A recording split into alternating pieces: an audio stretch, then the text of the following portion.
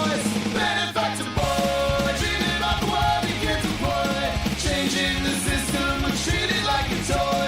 Ideas misunderstood, but brains is his boy.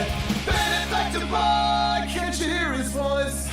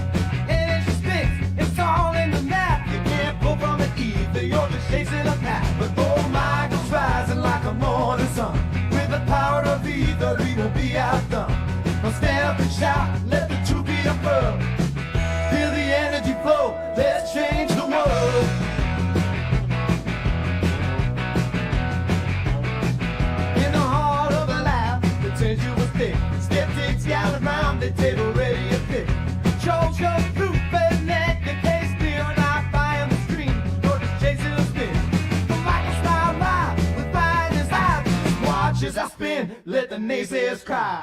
Girl, spin fast and a heart full of fight. I'll show you the power that's hidden inside. Oh, Michael's rising like the morning sun. With the power of either, he will be outdone. Well, stand up and shout, let the truth be unfurled. Feel the energy flow, let's change the world.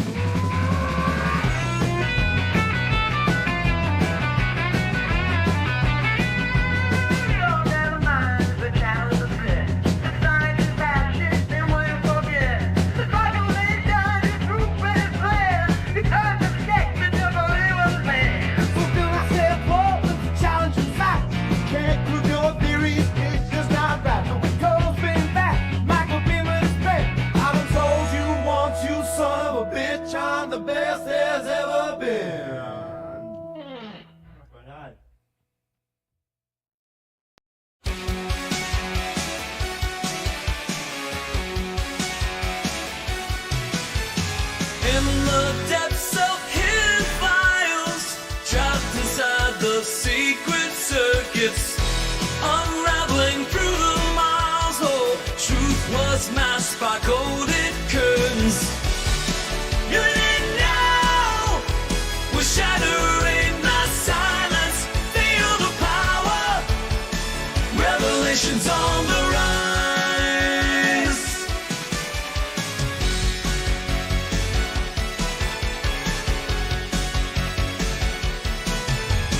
From the shadows, light breaking through the veils of dark.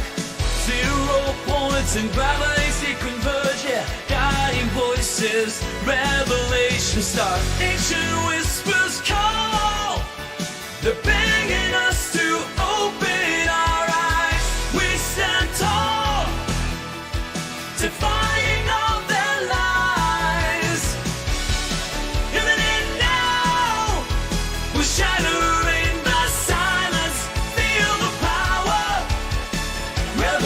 On the rise.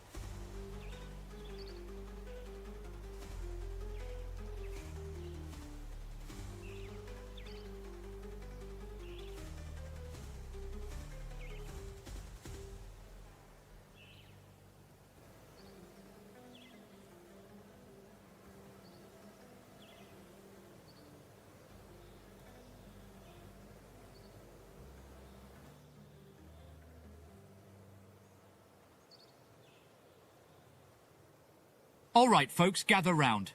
We've got a doozy today. An apple coil that supposedly reverses gravity. I mean, who wouldn't want to save Newton from his own apple mishap, right? Let's just hope we don't end up floating around this cargo bay like a bunch of confused schmucks. If we do end up floating, at least we'll have a new perspective on Newton's theories. Just imagine, an apple a day keeps gravity at bay. Now let's see if this coil can really make Newton's apple fly back up to the tree. If this coil works, we might just rewrite physics and make Newton roll in his grave, upwards. But let's not get ahead of ourselves. Last time, Benefactor nearly turned us into human pinballs. Keep your helmets on, folks, just in case we defy gravity a little too well. Helmets on, check. If we start bouncing around, I'll just pretend it's an avant-garde dance routine. Let's hope this time we stick the landing and not the ceiling. If we end up on the ceiling, at least we'll have a new angle for our next episode. Gravity-defying dance moves. Just remember, avant-garde or not, the goal is to save Newton, not become the next Cirque du Soleil act. Benefactor, please keep the chaos to a minimum this time. I'll do my best, but you know me. Chaos is my middle name. If we do end up in a circus act, at least we'll have a captive audience in orbit. Let's just hope Newton's apple doesn't turn into a cosmic boomerang. If it does, we'll have to dodge it like we're in an interstellar dodgeball match. Just remember, the goal is to save Newton, not to become the apple's next target. Benefactor, let's aim for a scientific breakthrough, not a cosmic comedy show. Well, if we do end up in a cosmic comedy, at least we'll have a stellar punchline. But seriously, let's keep our eyes on the prize. Newton's legacy deserves more than just a fruit salad in space. And remember, folks, gravity's not just a good idea, it's the law. And breaking that law could land us in a gravitational courtroom with Newton as the judge. Let's make sure our apple coil doesn't turn into a fruit-flinging fiasco. After all, we're here to honor Newton, not turn his theories into a cosmic joke. All right, folks, with our apple coil ready, let's challenge gravity and maybe give Newton some competition. Helmets on, fingers crossed. Whether it's success or cosmic comedy, it's all for science and a bit of fun. Join us next time as we attempt to prove that when gravity gets cheeky, even Newton might just let his wig float.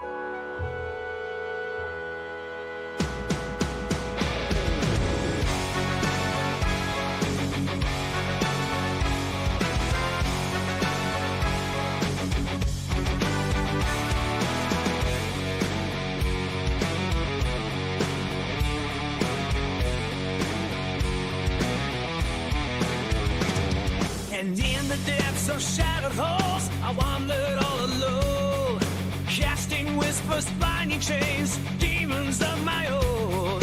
I seek deafening, down spread on my frail soul. I once spin my mirror, haunted by my role. But in the echoes of my cries, just still I emerge, guiding me to where my true results are. Now I rise from the shadows with wings of fire I ascend, free from the chains of sorrow, but this path of forever depend. Shattered glass beneath my feet, scars I wear but dry. Stormy nights just turn to dawn, I wear truth as my guide. Anxiety's dissolved in the sun's coming in rays. I see my destiny through time and space. The fears that once too soon now they take. For in my heart a new world is proclaimed. Now I rise from the shadows with wings of fire I ascend, free from the chains of sorrow, on this path I forever depend.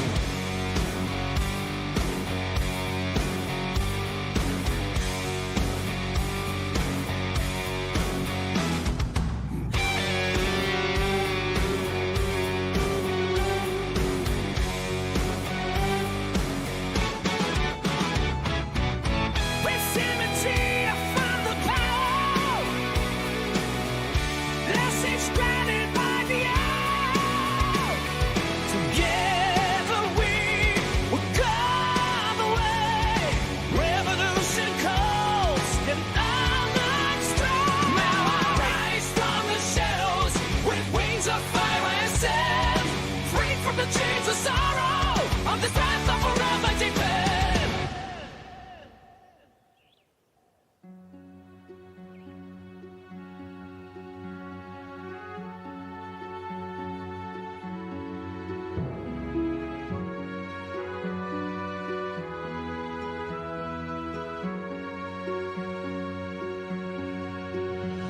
In the depths of his oppression, it's the rise of a true nation.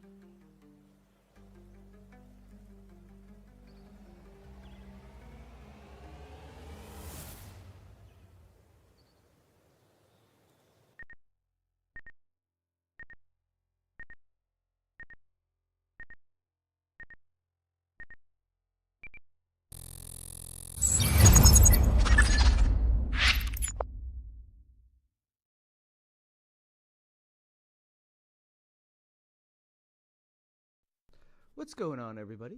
Benefactor here, and we will be doing some more testing of the zero-point energy generator system, specifically the Mark 1, which seems to be the highest production, which seems to be producing the most efficiency at the moment out of all three coils we have. Remember, we have the Mark 1, then I made the Fireball coil, which is technically the Mark II, and then we have the Christmas coil, which is, I don't consider it a Mark II or Mark III. I consider it like Mark 2.1. So they're just variations of Mark II. The Christmas coil seems to be getting the least amount of efficiency, I believe. So what we're going to be doing today, specifically, is doing a simple test. Now, I haven't been able to test the current yet of our new modified Joule Thief system that we're going to be rolling out into a mobile platform tonight with the 9-volt battery test. I haven't been able to test the current, but I did find some rechargeable batteries that I managed to charge, and put those in. I'm going to put those in my multimeter, and we'll test the current. But first, I want to test the. I want to run this test because it's going to take a while. Last time I ran the 9-volt battery on the pulse width modulator on the same circuit, the same load. It lasted about 22 minutes, which is a fairly decent amount of time for the load that we had in accordance with a 9-volt battery. So what we're going to be doing specifically is taking the two 9-volt batteries, two brand new identical 9-volt batteries, and we're going to be hooking one up to the modified Joule Thief, which is then connected to the coil and then our load circuit. And then we're going to take another 9-volt battery and at the same time hook it up to a reference circuit, which is the same exact circuit, a duplicate circuit for the load. And I did have to put a 10 ohm resistor between the capacitor and the DC fan, the flower fan that I have, specifically because the modified Jewel Thief and the coil seem to be, obviously producing a little bit more resistance than just having the battery hooked up to the circuit. So I put a little bit of resistance there just to ensure that the fan wasn't spinning faster, because it was spinning faster on the reference circuit, obviously, because there's less resistance. So I had to kind of match the RPM. It might not be exact, but I am a musician, so I did go by audio, and I did match as close as possible the note that I heard from the fan. And they're the same exact flower fan from an Arduino kit. So keep that in mind. The components are basically exactly the same, except for that resistor, which I had to use to match the RPM of the coil circuit. Now, I'm going to get set up in a minute here, but I wanted to take an opportunity to answer any questions or go over chat real quick before I transition to the lab. Hey, thanks, Long. We have a new subscriber. Appreciate it. All the support and love is really appreciated, guys. Let's see what people have to say in the chat. Peter says, I hope I get to see some mind-blowing stuff on the show tonight. Can't wait. Me too. We will be also, I will be demonstrating to you the induction of the coils. Old Man Build says, Ben, you still have the bad video active on your shorts list. You should make it private. I thought I deleted that. Yeah, let me go over that. If you can send me a link to the exact video in chat, that would actually help, Nathan. Just email me a link to the short, because it might be on there in a secondary video that I missed, because the long video got flagged. I got a long video that got flagged, but I might have missed any short that was taken from that. So yeah, just if you can, if you have time, just email me. Otherwise, I'll go through it tonight when I can. I appreciate that, though. Good looks on that. Yeah, so I was saying, I will be demonstrating the induction of the coil, specifically hooking a single LED up to the Fireball coil, which is the best pickup coil we have. It's really, really nice. The field that you get around the primary coil, it's quite comfortable, that space in between, so you don't really have to lie it right on top. It's kind of like a Tesla coil in that respect, where there's no contact needed, and there's the field is quite big where it picks it up. So you'll see in a minute, it kind of like, it picks it up and it doesn't really taper off that much. Right at the edge, there's a very kind of small taper, but hard point. You can see it. It's really cool. You can kind of like gauge the barrier in the field geometry at that point. When you have, maybe we will put like a really, really small rodin coil and test, the field geometry and just get an idea and roll it around there, because it is hard to do with the big coil. But that, yeah, it'll show you the boundaries of the field. It's really neat.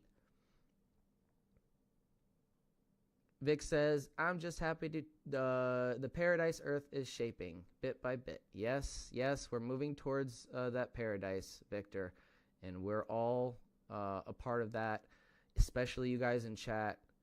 It may not seem like you have a role, but you have the most important role, and that is spreading the message. This is a grassroots effort, and it is a movement, a movement to push towards more open source science. Yeah, Mike is watching The Substance. I just watched that earlier. It's creepy. It is a creepy sci-fi movie. All right. So with that, we're going to transition over to the lab.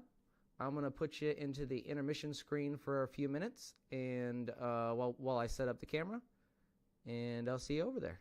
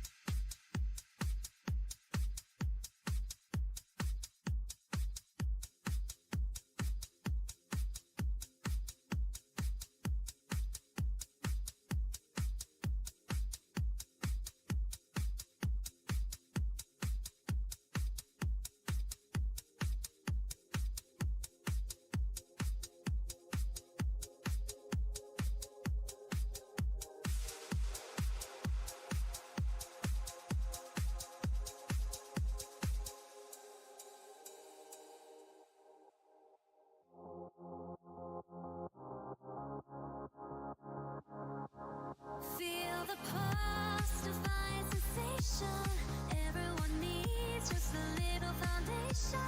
Feel the pulse, divine sensation. Everyone needs just a little salvation.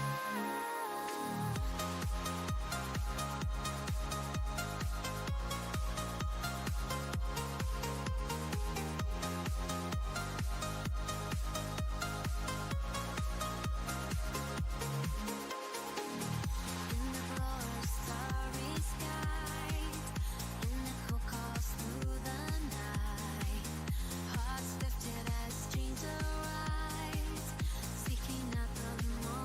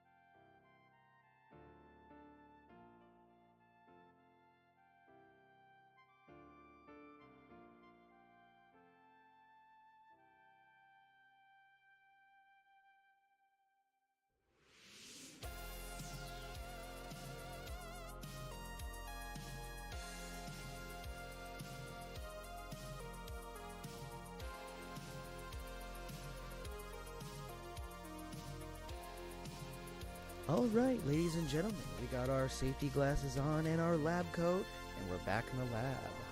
Right now, we are about to test two 9-volt batteries. One with the modified Joule Thief circuit attached to the rodin coil, and a 3 to 9 volt DC fan hooked up to a rectifier, and 3 white LEDs hooked up to a 2K ohm resistor. Now we have a duplicate circuit on the other side of that. We're going to be testing against that in time, with the time variable, that is. And it's the same exact circuit, same fan, rectifier, 2K ohm resistor with the 3 LEDs. And by the way, that's not hooked up to the rectifier. The 3 LEDs are using the AC, or the pulse DC in this case. At any rate, we did, during my preliminary tests earlier, the fan here, without the coil, obviously is going to be spinning a little bit faster, just hooked up to the battery.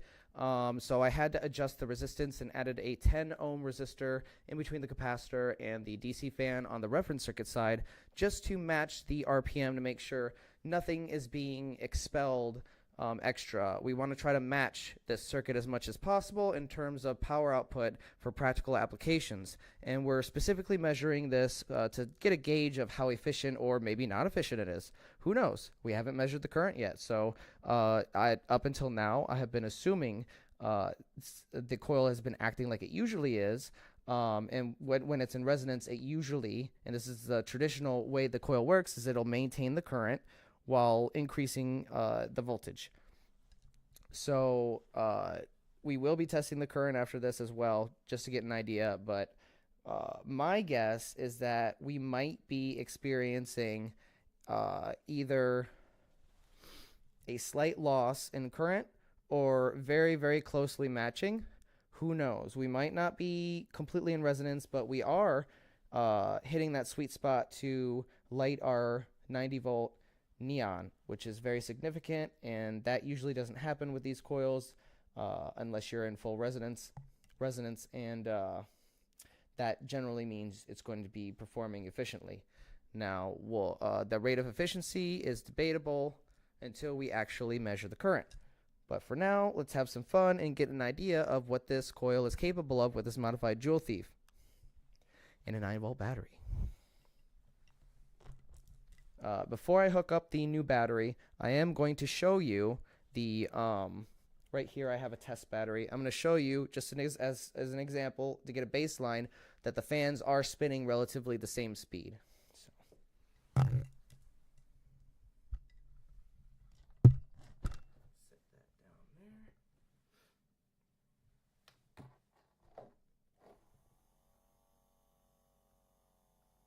That is the fan with the coil.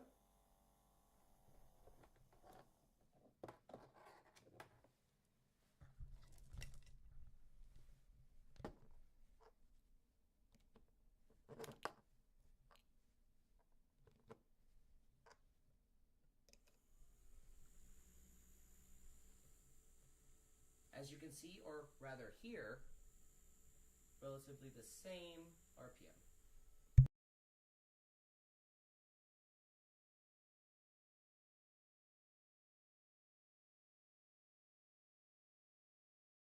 Oh, and we do have the oscilloscope hooked up, but you won't see the waveform unless we have the load disconnected.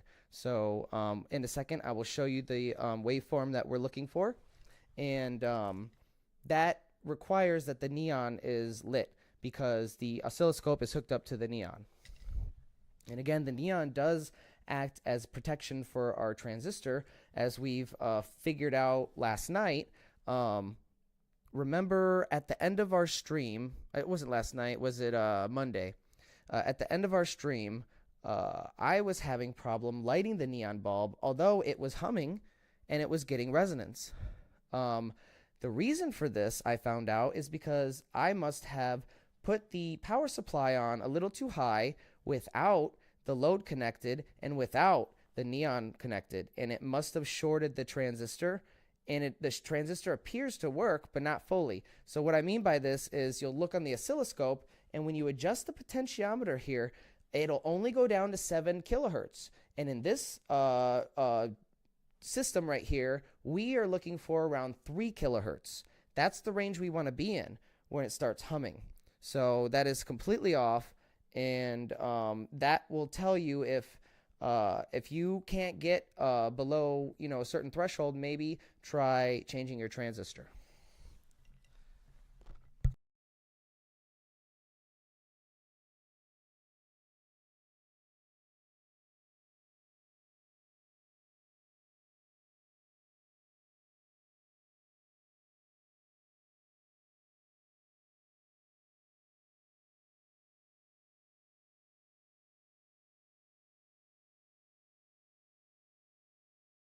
All right, so I disconnected the load, and this is the waveform we're looking for.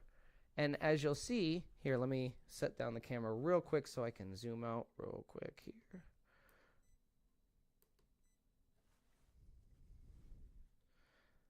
Okay, and as you can see, I set it to 100 volts on the oscilloscope for the resolution. And our spikes are going pretty high there. I don't know if they're quite at the top, but they're pretty close. So that tells us we're getting pretty big spikes here of voltage increasing. And you see that little, it looks like almost like a little H waveform on the inverse axis of the Y, the negative Y axis. So it's interesting, and that's exactly what we're looking for.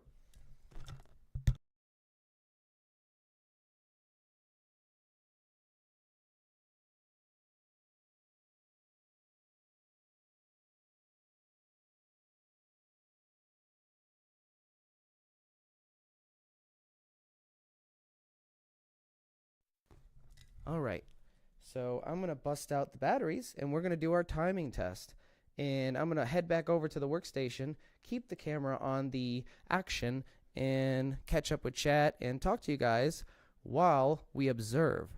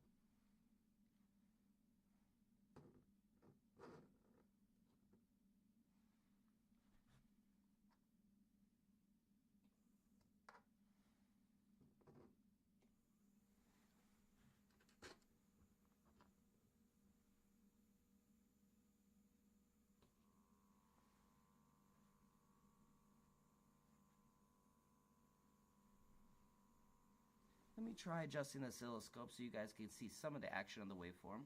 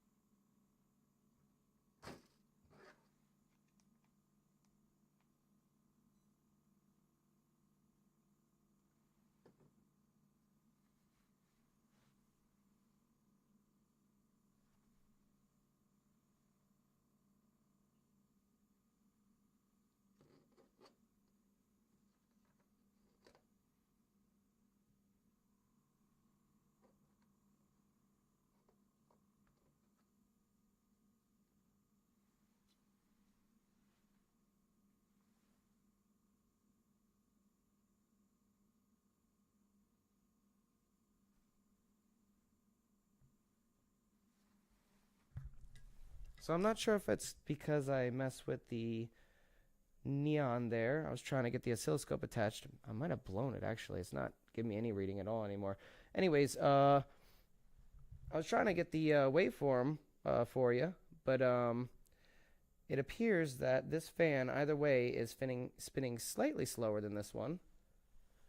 And the LEDs look slightly dimmer on this side.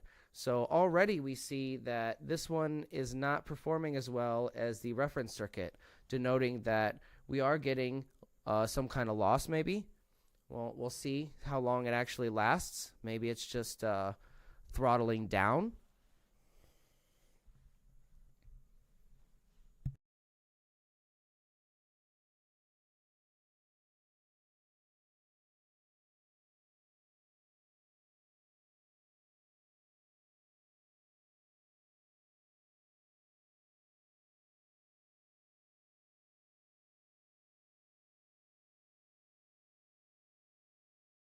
All right, I'm back at the workstation. I got my eye on the prize.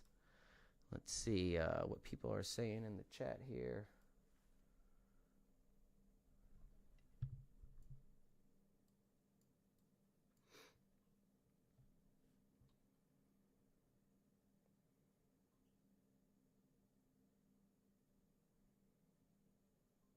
Something about plants and being clear-headed.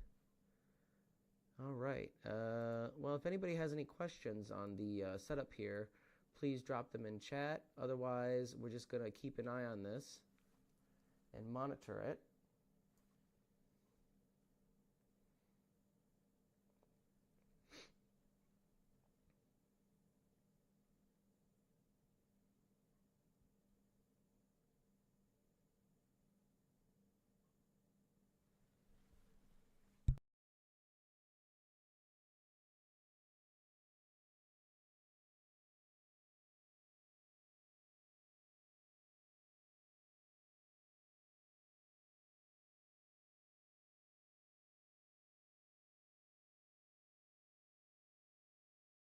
I tell you what, the only plants I like to eat are eggplants. I don't know about you, but I love some fried eggplant. Put in some egg wash and fry it up with some breadcrumbs. Mm-mm.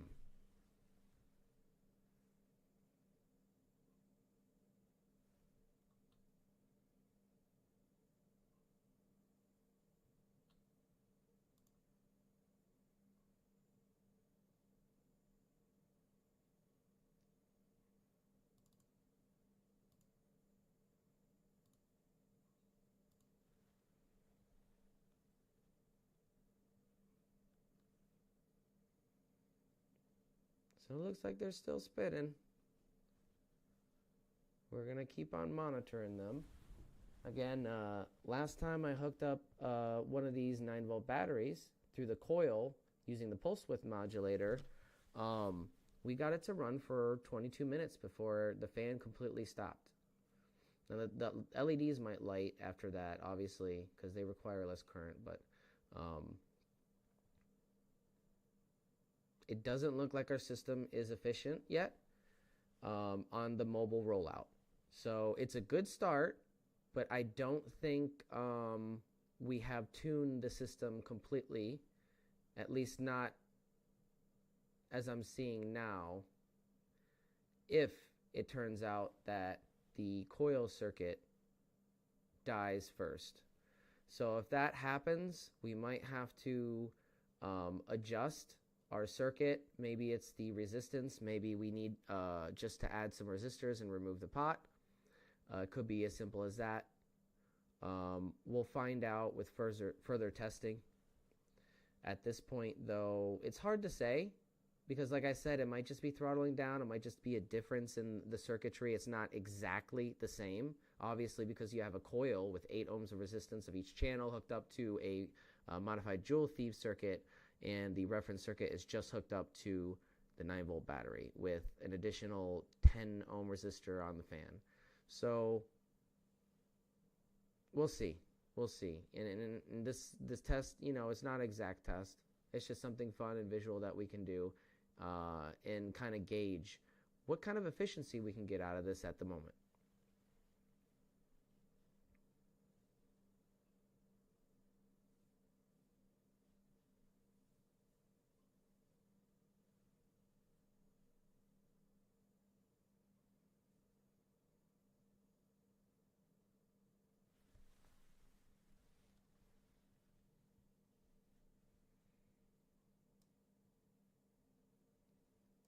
go over there and check on it.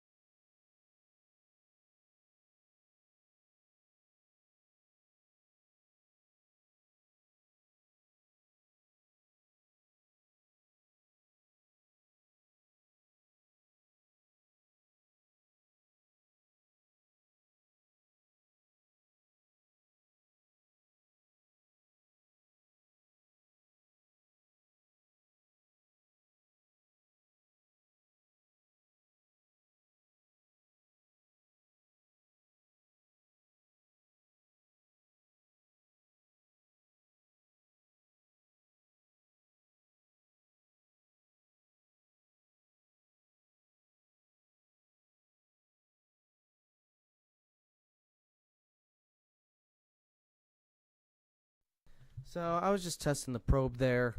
The oscilloscope I'm kind of worried about. I think I might have ruined it accidentally. I don't know. It's not picking up anything anymore.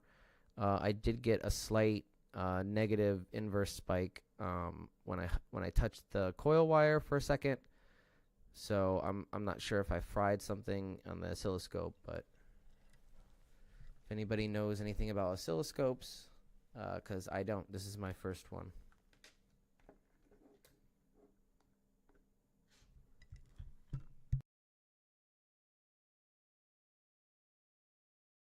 Victor Sears asks, is this the Nunez circuit?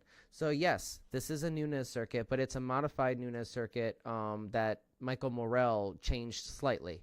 But yes, it is what I consider the Nunez circuit and the Nunez method.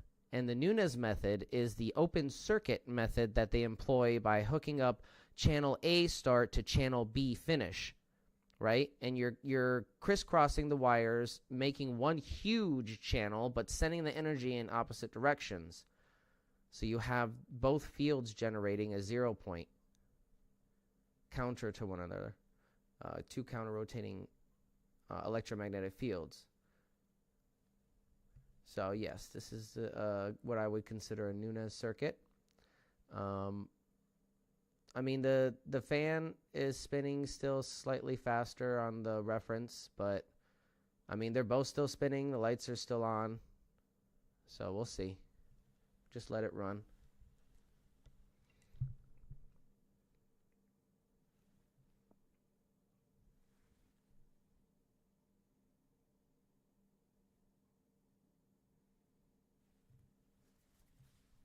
If you look on the wall, I have a diagram of the open circuit method and how you would hook it up to, say, a stereo amp receiver and tone generator. So I did briefly put the camera on it. You can see it in the top right portion of the screen. I will show it to you in full again when I go back over to the lab. Let me make sure the window is open and airing out everything.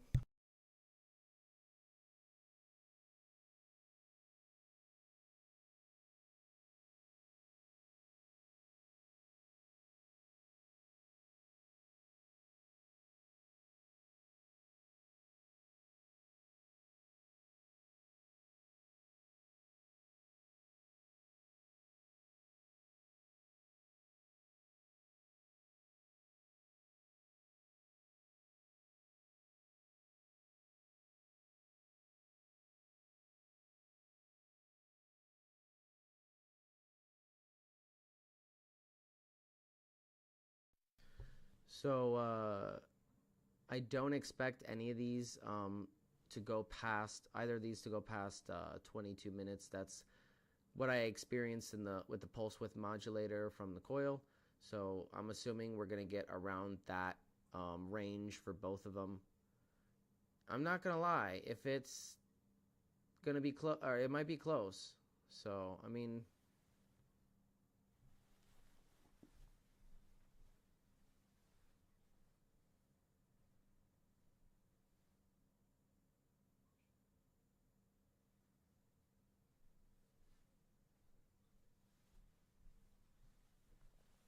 so yeah, okay, so yeah, now the fan on the coil side, I just went to go check. The fan on the coil side is slowing down slightly.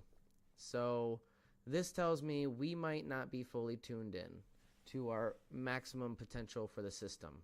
But it doesn't mean it's not being efficient. It's just an interesting test that I wanted to gauge how efficient it is compared to a normal system or a traditional system without the coil. So like a component that's using a 9-volt battery compared to that component hooked up to a rodin coil to maximize the efficiency of that battery. So that's the test that we're doing here. It's not an indicator of what's possible with the coil. It's just an indicator of how efficient we can get the system at this time with the components we have. We are going to be testing the modified Bedini SG that was sent to us by Sanjax, a really awesome circuit that is able to use both AC and DC input. It's really cool. It looks a little complicated, but you know, I'll probably talk with Michael or Nathan about walking me through a couple of the parts because I have a question on the circuit. And anyways, we have a lot of alleyways to proceed down.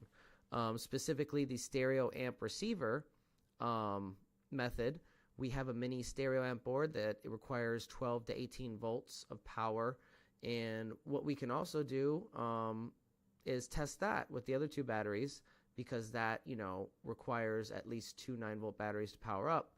But we can test the efficiency because we do know that putting a tone into the coil will produce at least 155% efficiency without the Nunez method, with the closed circuit induction method of the coil. So it would be interesting to see if we can get the Nunez method to actually work with the stereo amp receiver, which it should, and if we can maximize that efficiency to something a little bit more practical than what we see here with this test. This is just a quick, fun test that I whipped together. It wasn't very expensive. I had all the components ready. It was something I could show you. And like I said many times before, my failures have taught me many, many things, especially the thresholds and the limitations of these systems. So, you know, we're all going to fail 99% of the time at this, most of us at least, and we're just looking for that 1% where something is going to work the way we want it to.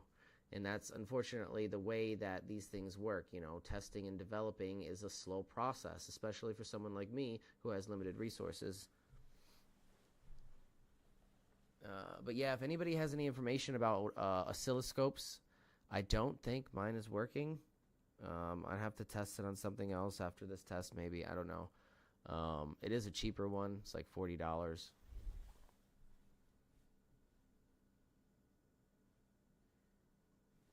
Mike says an easy way to test that, Ben, is with a slow RPM motor. Run it for 10 seconds and count the turns. Then run the same motor with the same voltage from the standard. Ah, we can do that tonight. I have a stepper motor, Mike. I have a stepper motor, and it goes slow, so we can count the rotations for sure. We can definitely do that. I think that would be a cool test. And specifically, let's do that with the workbench power supply. Not 9-volt batteries or anything, because like you said, you want to run the voltage exactly the same, and you want to have a kind of like a standard for the current as well. And that current could be different depending on the resistance of that circuit. So yeah, I think that'd be interesting to try.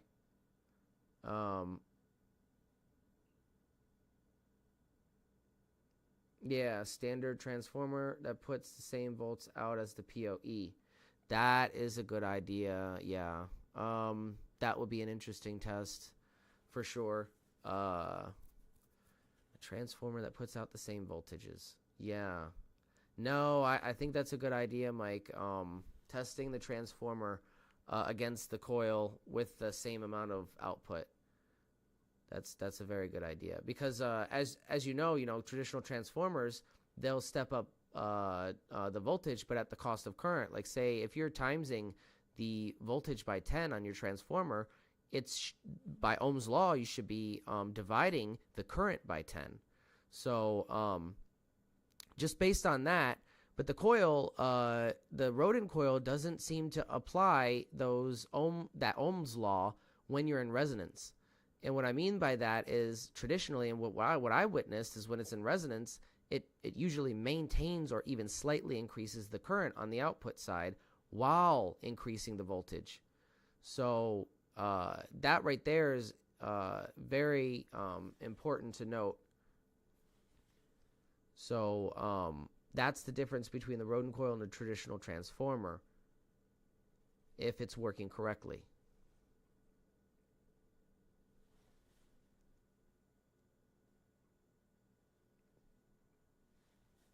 Ooh, baby.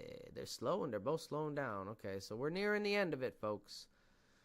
We're nearing the end of it. Anybody keep track of time? Because I sure as hell didn't. I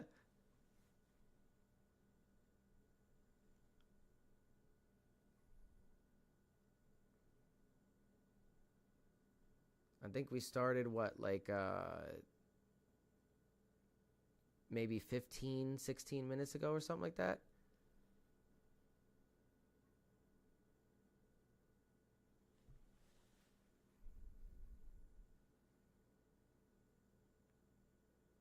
Yeah, maybe that's it. Yeah, so Mike says resonance happens when the current catches up to the voltage, is in phase with the voltage. Typically the current in 90 degrees out of phase. So yeah, that's interesting, because that makes sense, because that would eliminate the resistance of the current, right? What you're doing when you're bypassing essentially Ohm's law is you're eliminating all the resistance in the system for the current. The current has no resistance.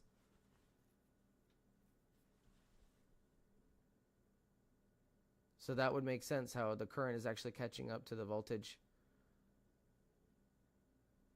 Yeah, because usually the voltage chases the current, right? Or the current chases the voltage, something like that. 66 minutes ago. Oh, Vic was keeping track. Thank you, Victor. So that's actually really good for both systems. The pulse width mod, that just tells me the pulse width modulator might not be the way to go, or that's not in tune. So again, we might have to go lower on the pulse width modulator, but who knows? You know, that's not an alleyway I'm ready to just strike out just yet. But the current system that I had running with the pulse width modulator was only getting about 22 minutes out of a 9-volt battery with the coil.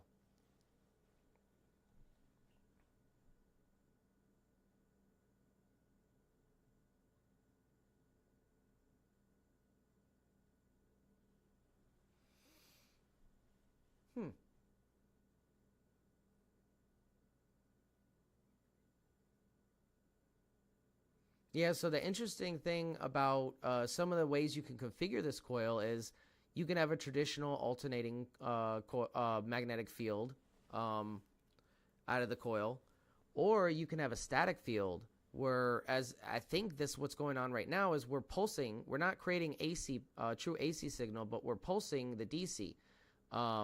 So that, in my opinion, might create the static field that Daniel Nunes is describing when he gets his ball lightning, the purple in his neon lamp. The same thing that we get, and I'll show you in a few minutes after this test is done, the ball lightning that we get in the lamp. Oh, let me go look at it. It looks like the other one is now a little bit slower or catching up. Let me see.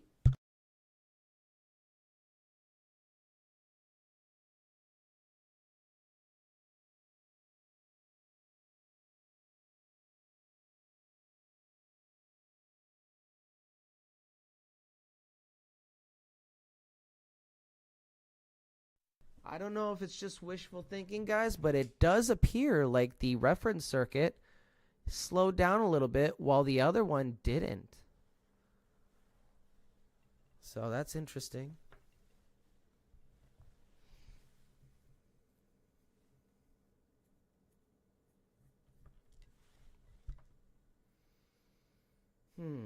Resonance means amps and volts are in phase or in resonance. It's an interesting way of thinking about it, for sure. I never thought about it that way. But yeah, if you imagine, you know, water sloshing back and forth through a trough, you know, you're going to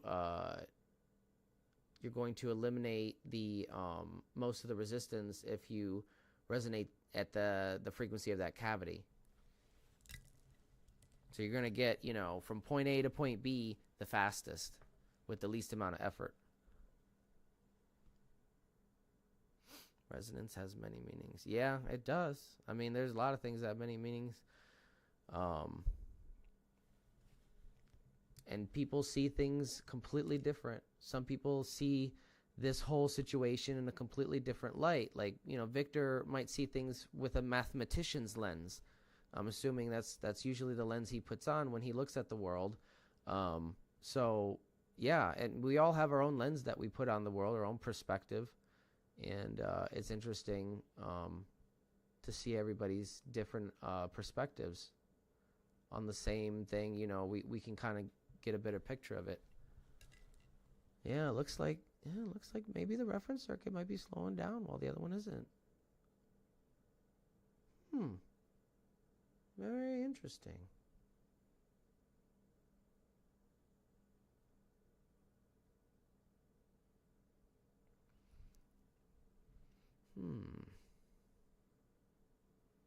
I was going to put on some music, but I really want to pay attention to the pans and the sound they're making, because I can hear them. I know you guys can't because the mic's over here, but I can still hear them.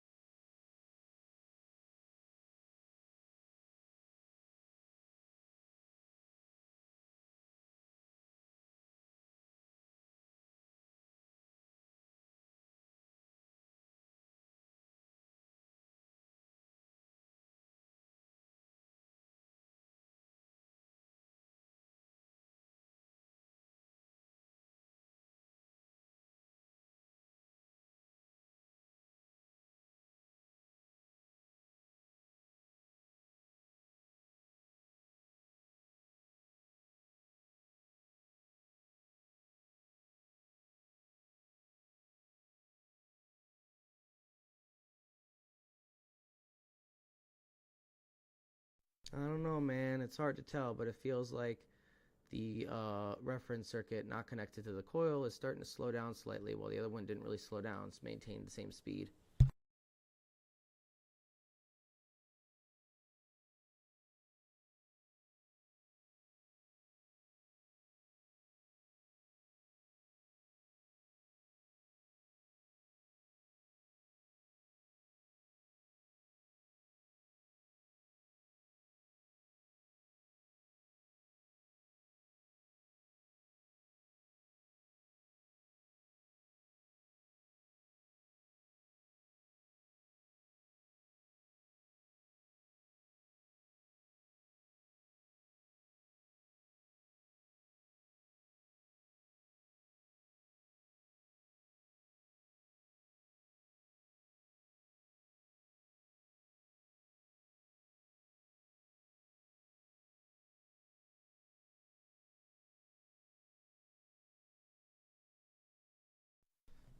So Mike says 2N3005 are more durable transistors. I'm assuming that's a transistor. I have a couple of different transistors, or no, yeah, I think I have 2 different transistors we can try. Maybe not tonight, but that's a good idea for a different experiment for another live stream.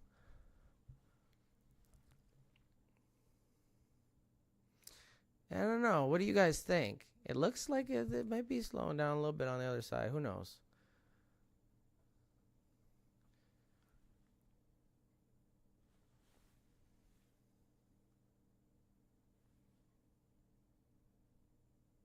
Yeah, so we're going on, what, 75 minutes now?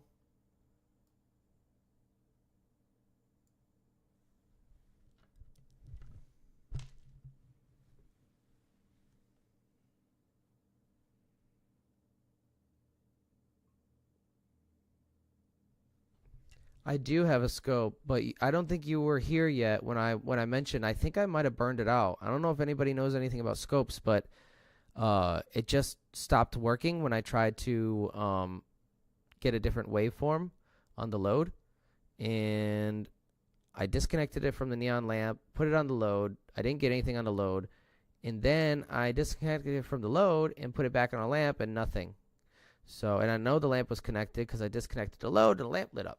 So I then tried to test the oscilloscope on basically everything else I could because I was panicking. I thought I burnt it out or something. And it did get a slight waveform when I touched it to the coil. So it's still working. Maybe it broke halfway. I'm not really sure how they work.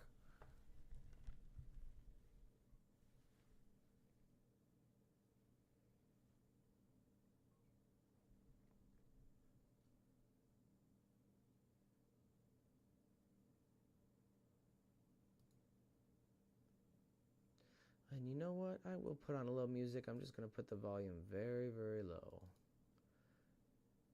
All right.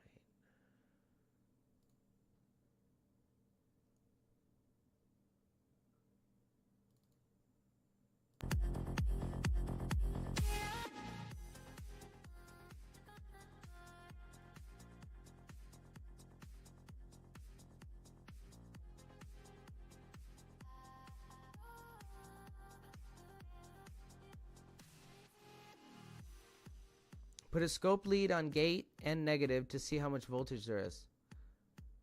Yeah, I'm going to try to do that. I'll switch the probe in a few minutes and see if I can do that. I want to finish this test because I don't want to mess with it too much because it's, it might be finicky. I don't, every time I touch it with the O-scope, move a cable or something, it seems like it gets a little jittery. So I'm going to leave it, let it finish this test before I test any other things. Like the O-scope, and we will be doing the induction, the wireless transfer of energy from coil to coil, and I'll show you that. That's really cool. It doesn't even have to be touching the coil. It picks it up quite far from the coil, in about the same range a normal Tesla coil, I guess, does. Not extremely far, but a decent range. I think it's like maybe 3 to 5 inches off the coil. It'll pick it up. Hey, thanks for stopping by, Steven. I really appreciate it, man. Have a good night. And Mike, you out too? If you're out, I appreciate you stopping by as well.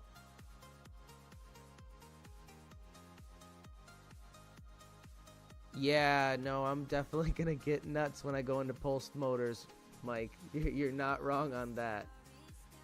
That's gonna be really fun, I think. I mean, that's essentially what we want to do with the scooter idea, right? We want to turn the rodin coil into a pulsed motor to drive the scooter, and also recharge a battery at the same time, potentially using the schoolgirl circuit. Hopefully, that's the idea at least. So that's going to be really cool. And not only that, implementing a rodin coil as the primary driver for that kind of system, you can actually have, in my theory, extensions where you can have like an extension cab for your scooter, like a side cart for your friend. And you can imagine, you know, the coil in the seat and the extension just slipping in and having a coil itself be the pickup coil. And that provides the energy necessary for the side cart if it needs anything like anything to drive the wheel or any components inside the side cart.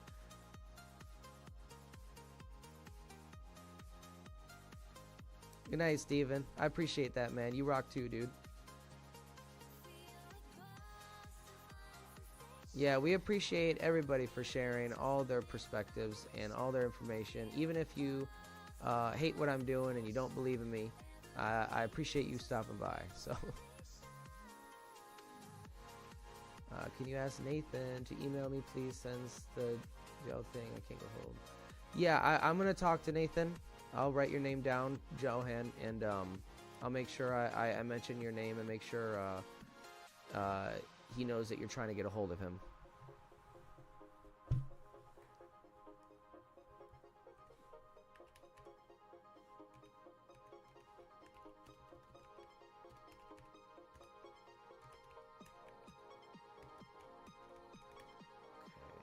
Yeah, because if I don't write it down, I'll forget. I apologize if I do, but I am going to tell Nathan that you're trying to get a hold of him for you. Yeah, you don't want to go without eating. Make sure you get something to eat. You gotta fuel up.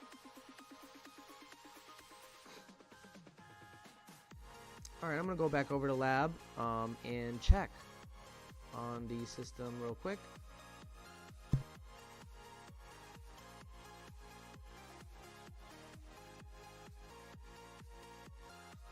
Oh, I appreciate that, Johan. I appreciate all you guys, man. Really, we have the best viewers. You know, I was a viewer. I say it many times, and I'll say it again. I was a viewer of Nathan's, you know, and we try to give people who deserve it and who've been shut out of these realms of science an opportunity to you know, like, let the world see what they got. So I think that's really cool of Nathan.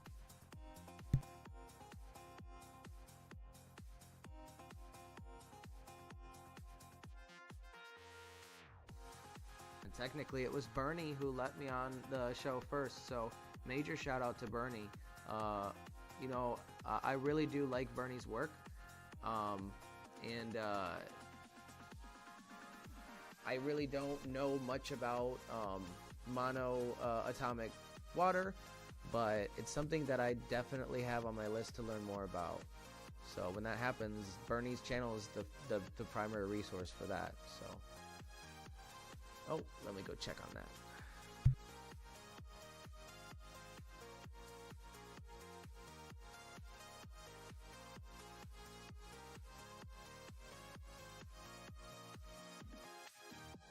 Majestic moments in cosmic flight, holding on to the stars of starlight. There's a light within the dark waves, guided by echoes of ancient ways. Unify our reflection. With every beat there's a connection. Feel the pulse, divine sensation.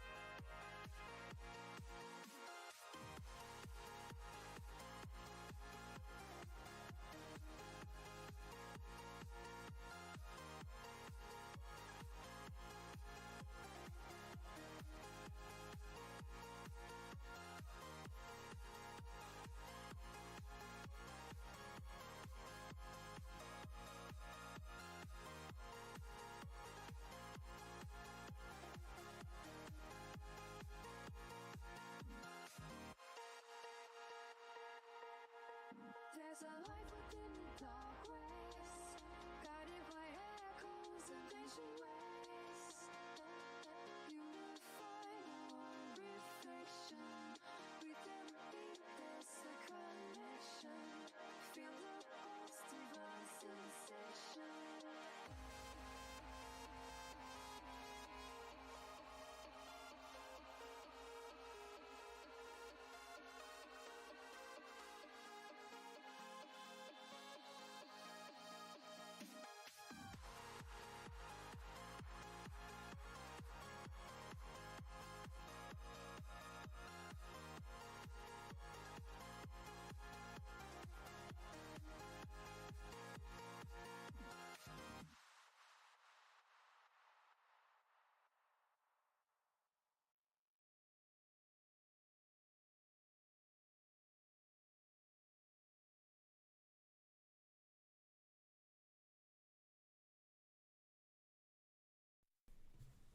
Yeah, you see it too, right, Victor? The fan on the left seems to be changing speeds. The other one doesn't seem to be... Oh, did it stop? Oh, I think the other one stopped. Hold on.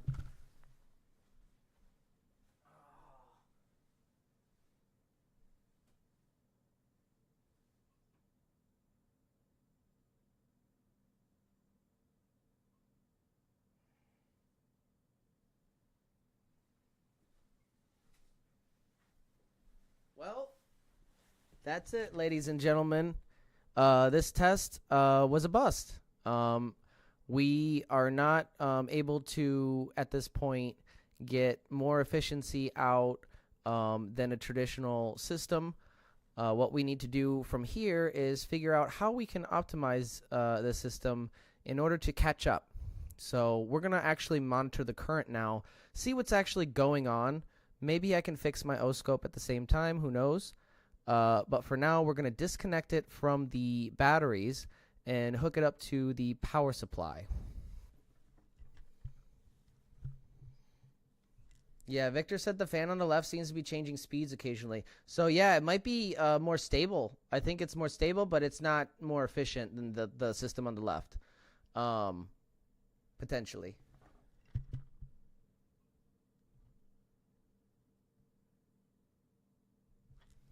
Yeah, sharing while learning is the way, since it puts you in the right frequency of receiving more by synchronicity. Yes, I like that. The fractals of life.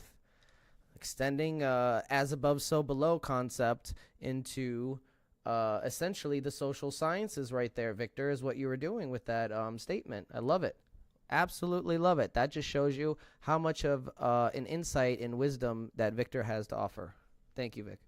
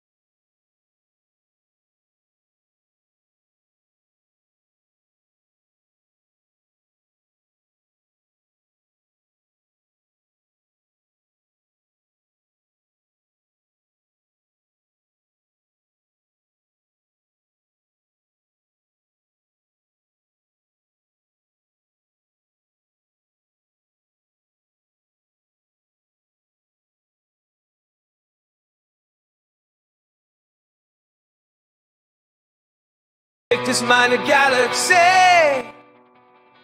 every number secret sound. Years in shadows, chasing dreams, the loneliness where he was bound. But in those waves of radiant truth lies the magic of his youth. Oh, like the night picture spark, he's a beacon in the dark, the mathematician's rise. I'm sorry, I just had to play Vic's anthem.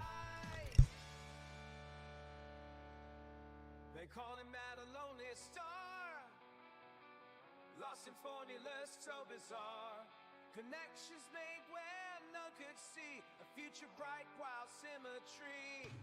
Beyond the whisper and the sneers, Victor's victory over the years.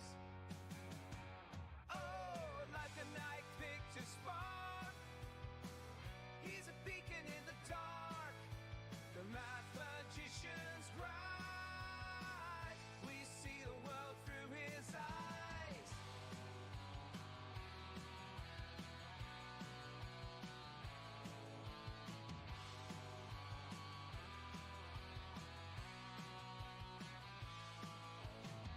Okay, guys, so get this. That's really weird. I plugged the battery back in because... Now let me test the other battery just to make sure, but it seems like... when I went to go disconnect it, one of the wires was already disconnected. So I don't know if I moved it, but it tells me that it wasn't screwed into the terminal. Maybe it got disconnected and that's why it stopped. So we might have to do this test all over again with brand new batteries, maybe tomorrow or something. Wow.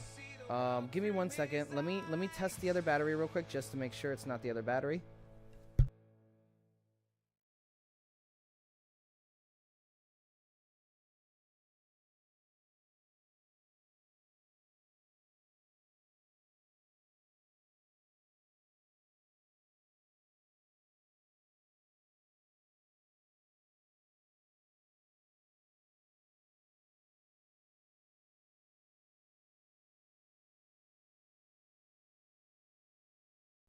Yeah, so it's still running, guys. It's still running. It must have got disconnected, and I don't know. Maybe the wind blew it just enough for it to dislodge.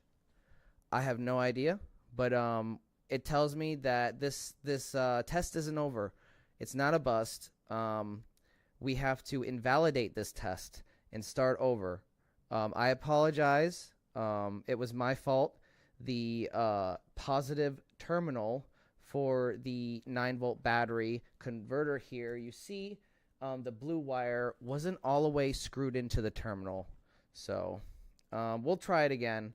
It just went out, so maybe it was, and I didn't notice I knocked it after the fact, but we'll try it again just to eliminate that possibility because I want to make sure.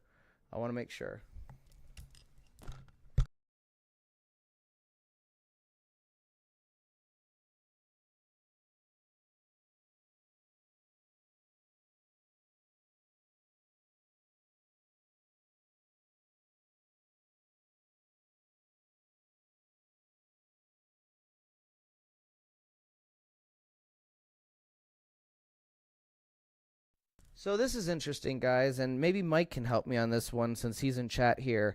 So this battery ran out. It no longer puts out any juice into the circuit. But when I flip it and connect it positive, the positive to the opposite terminal that it should be on the connector, it doesn't light the LEDs, but it spins the fan really, really fast. Like, watch this. I'm hooking up the battery backwards to the connector.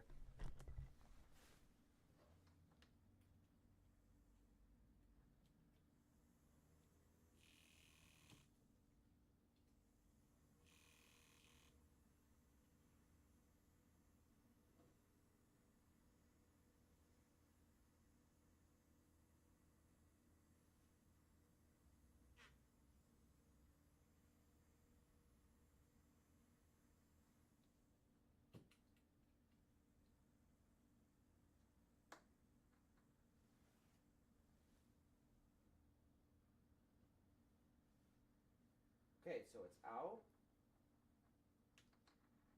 opposite.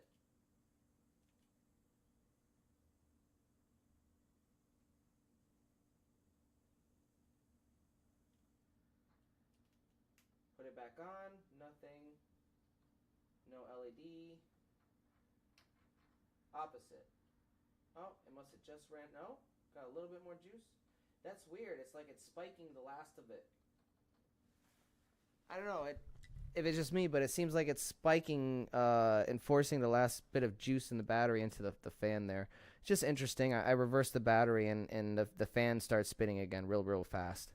So I'm not sure what's going on there, but that's cool. Yeah, we're gonna have to run this test again just to make sure I didn't screw up. But in the meantime, we will be testing the current coming out of the coil and monitoring the current going in as well as the voltage, so we can get an idea of the COP.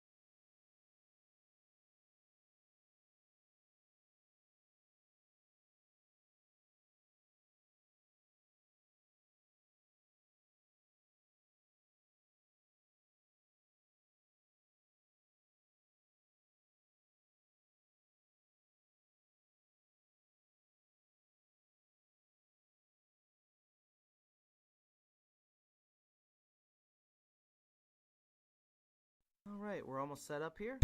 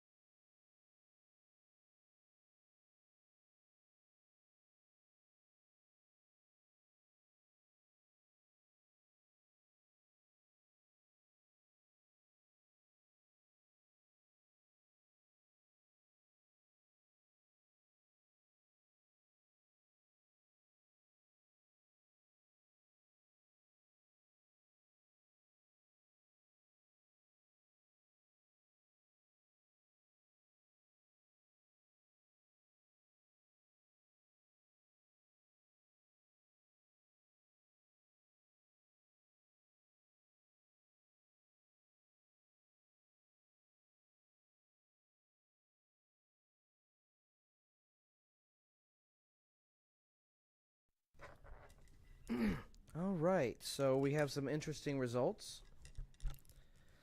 At surface value, they do seem to be contradictory results, which is interesting. But suffice it to say, it's just further proof that I don't think we're fully in resonance, even though the LED lamp is indicating it, potentially because the pot needs to be replaced with a specific resistor to tune into that exact range and keep it there without any slight variations. So the results were interesting in the fact that when we were appearing to be in resonance with the neon lamp lit up, is usually when we're in resonance, because that indicates the voltage spike we're looking for when resonance occurs.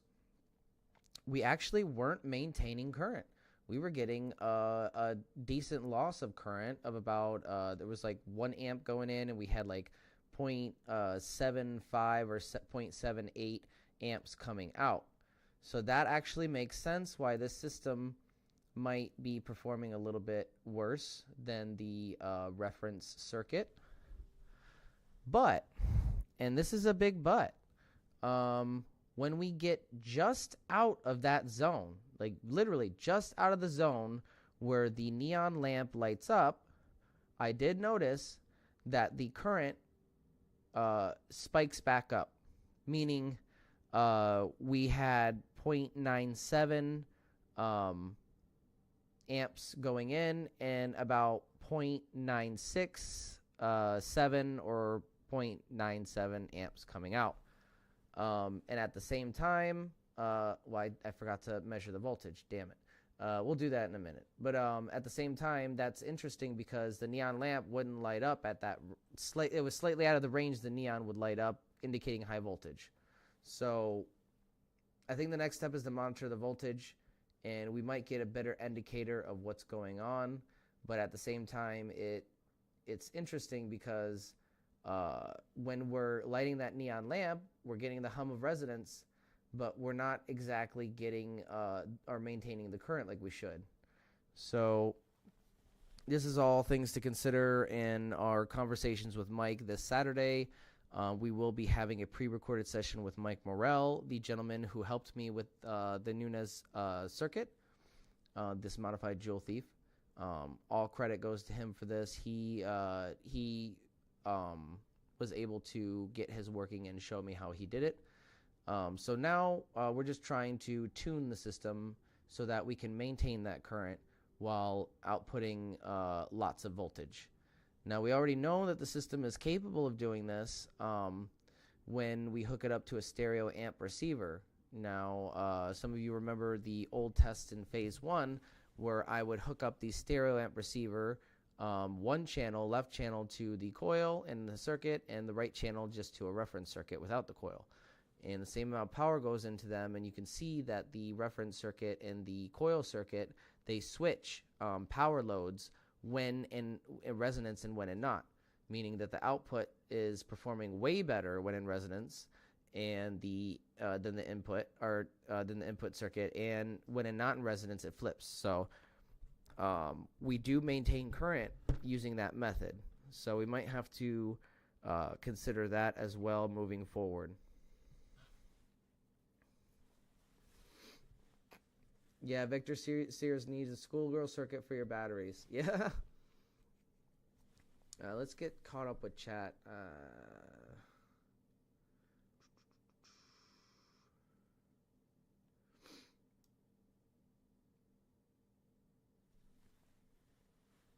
I've had it with those PM9 batteries. They seem to flip internal polarity sometimes. Yeah, that's interesting. Maybe that's something that was happening here. When I flipped the battery, it seemed to spike the output for the fan. The LEDs wouldn't light up, but it was very interesting. The fan was spinning like crazy for a couple of seconds. Vic says, no worries, Ben. Remember, each failure is just a step along the way, and you need to have all the steps for your complete journey for the soul. Exactly. 100%. Yeah, this is all actually, it doesn't seem like it, but we are making progress here. So Gotta let dog out. It's okay. You have a cute dog. I love it when you bring your dog on. He's so adorable.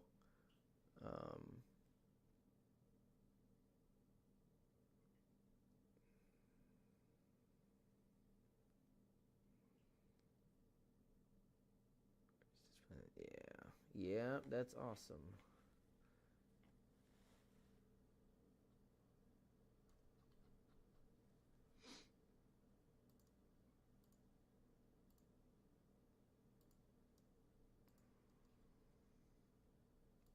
So I'm going to actually take a quick break, quick intermission, maybe 5-10 minutes long, and then I'll be back with some more testing. We've been going 2 hours now, and it's 11 o'clock. I'm still awake, but I need a quick break. So give me a breather, guys, and I'll be back.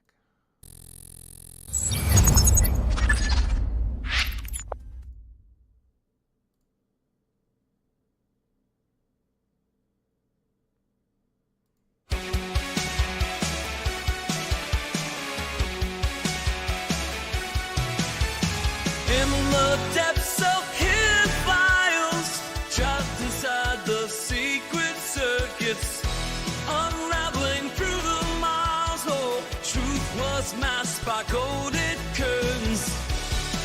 You didn't know we're shattering the silence. Feel the power. Revelations on the rise.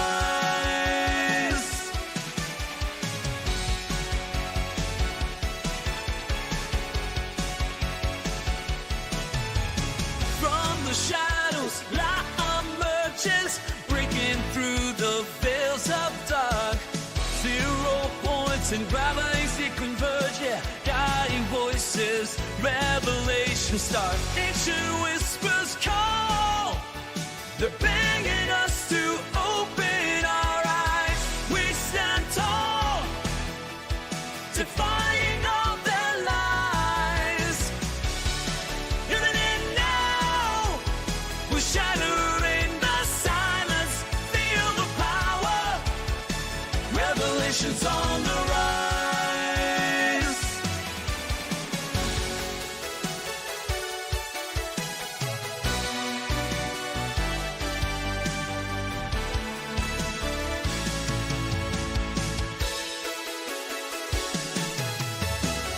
Forbidden knowledge we dare to see, unveiling secrets, setting minds free.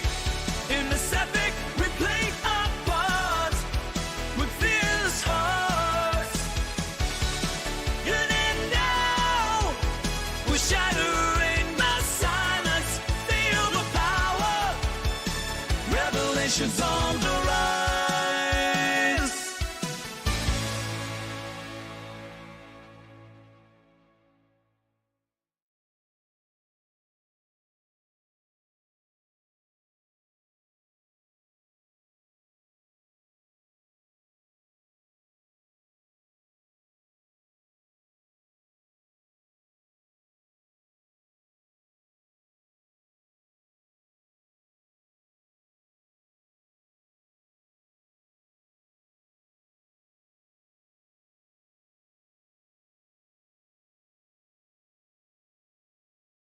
All right, folks, gather round. Our skeptic buddy claims the universe is flat, not just Earth. While the benefactor dreams of flat universe merch, let's debate. Does a 2D universe mean fewer dimensions, or are we just unimaginative? If Ron's pants can orbit, anything's possible, right?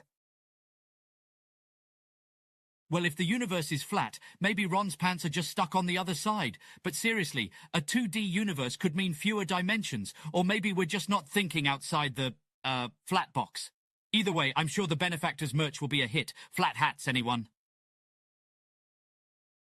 Flat hats? That's a head-scratcher. But hey, if Ron's pants are on the flip side of the universe, maybe we can sell intergalactic pants finders too. Imagine the slogan, "Lost in space, we've got you covered." If the universe is flat, maybe my pants are just taking a scenic tour of the cosmic pancake. As for intergalactic pants finders, let's hope they come with a GPS that works in 2D. Otherwise, we'll be stuck with a universe of misplaced trousers and flat hats. Well, if your pants are on a cosmic pancake tour, maybe they're just enjoying the view. But hey, if we can crack 2D GPS, maybe we can finally solve the mystery of the missing socks too. Imagine the merch possibilities. Find your pants, find your socks, find your universe.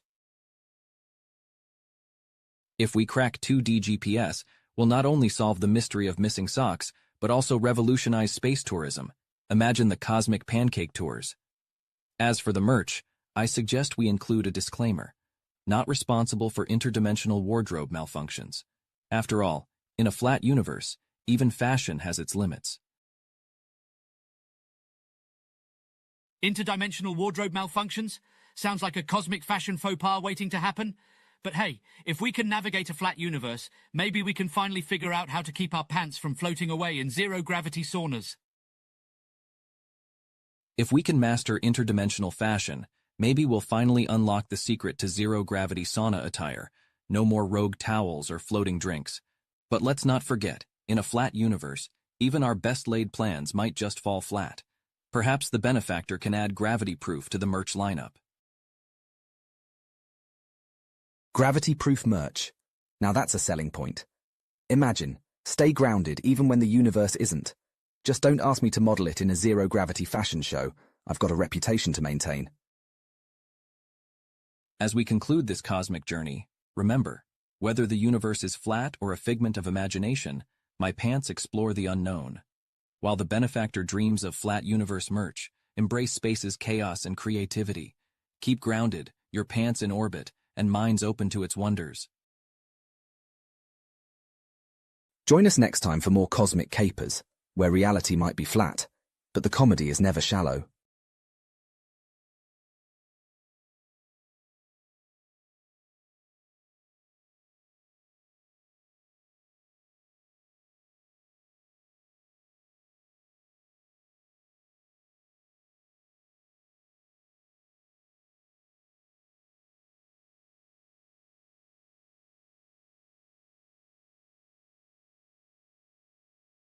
Oh boy, here we go again. The benefactor's at it with his latest theory. Apparently, the only reason free energy devices are suppressed is because of some Marxian economic conspiracy. I mean, if Ron's pants can have cosmic adventures, maybe they're the ones pulling the strings behind this too.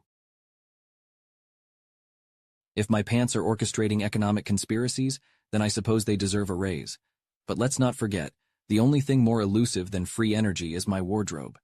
Maybe we should focus on finding my pants before unraveling Marx's mysteries. Perhaps your pants have transcended the material realm, seeking enlightenment in the quantum coffee dimension. But hey, if they can solve the mystery of free energy, maybe they'll come back with a Nobel Prize and a matching belt. Until then, let's just hope they don't start a revolution without us. If Ron's pants are leading the charge for free energy, maybe we should start a fashion line called Revolutionary Trousers. Imagine the headlines, pants that power the world. But let's be honest, if they do come back, they'll probably just demand a seat on the board. If my pants are negotiating board seats, they might just be the most ambitious garment in history. But let's not get ahead of ourselves. First, they need to find their way back from the quantum coffee dimension. Until then, I'm stuck with the mystery of missing trousers and suppressed energy.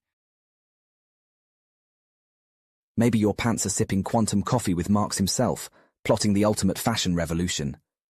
But hey, if they can crack the code of free energy, they might just return with a business plan and a latte.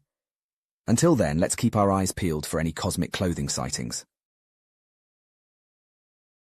If my pants are hobnobbing with Marx over quantum coffee, they might just come back with a manifesto and a caffeine addiction. But until they do, I'll be here, pantsless and pondering the mysteries of suppressed energy. Let's just hope they don't start a trend of intergalactic fashion statements. If your pants trend, we might see a galaxy-wide fashion revolution with cosmic catwalks. Maybe they'll even discover interstellar free energy. Let's just hope they don't demand royalties for every pair sold. If my pants start demanding royalties, they might just out-earn my entire hedge fund career. But hey, if they crack interstellar free energy, I might finally afford a new pair. Until then, I'll keep an eye on the cosmic catwalks for any signs of my elusive trousers. As we conclude this cosmic comedy of pants and power, remember, If Ron's trousers can navigate the quantum coffee dimension with Mark's, maybe free energy's possible. Until they return, keep eyes on stars and feet in zero-gravity saunas. Tune in next time for Ethan's doubts versus Ron's pants. Join us next time on Nathan's Fringe Science, where we trade Newton's apple for Ron's runaway trousers, in our quest for cosmic convenience and pant-powered possibilities.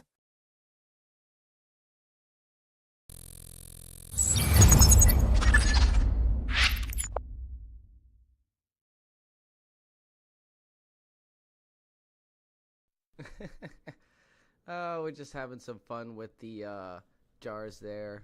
AI generated content, all in good fun. Just to fill up the screen for you guys to watch something while I go on break, or if I have to go to the bathroom or something like that.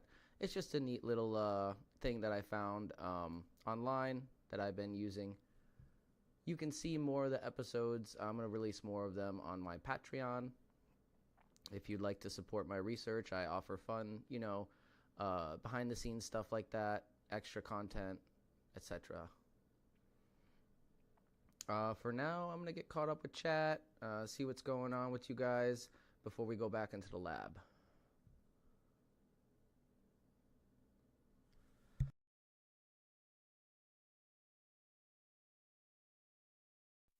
So the O-scope battery is fine. I literally just charged it full, and it's, it doesn't have an actual physical battery that you can replace. It's got one of those lithium-ion batteries that you recharge. So yeah, I don't think it's the battery.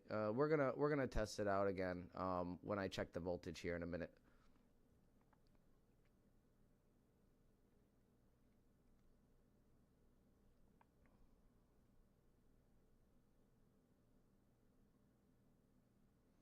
Sears says, I have to go get Presto logs for the fire. I will see if you have if I have any cosmology stuff. Nice. Yeah, definitely hit me up, email me or whatever. There are plenty of ways to get hold of me, Vic. Just update me whenever you can. And I'd like to get you on to talk, just reserve a whole live stream for diving into cosmometry, because it's a deep concept and a fascinating one, and something that's a little more complex that I need to break down for myself, because I've only scratched the surface. I've only read, briefly what you've sent me. I haven't watched the videos yet or read any of the material. So I need to get caught up on that. That is on my agenda for the weekend.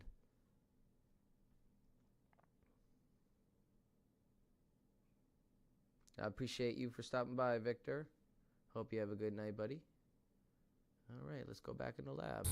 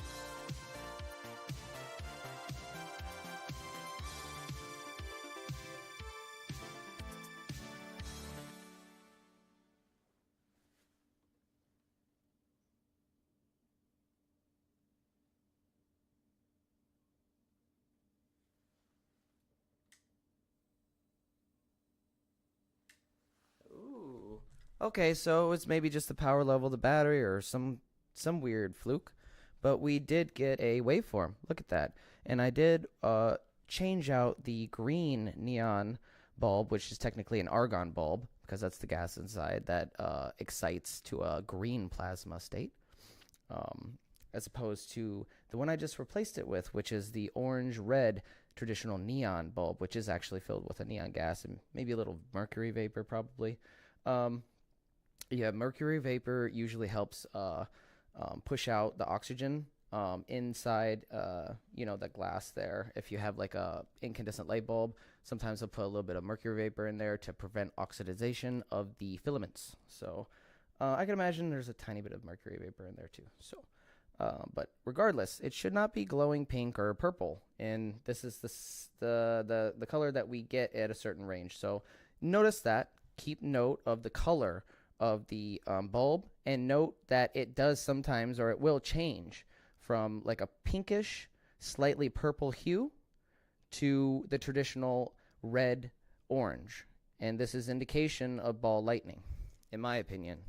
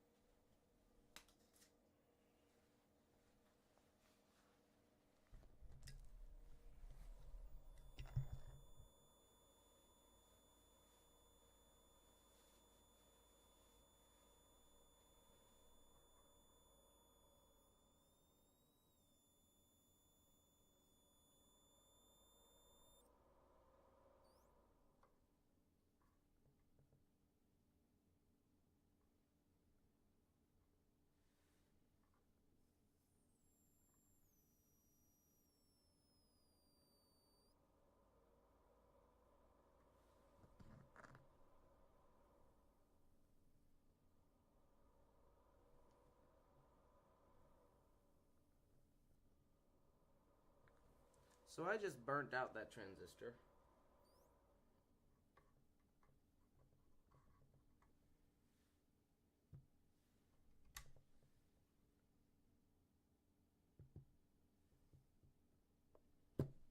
We're going to swap it out.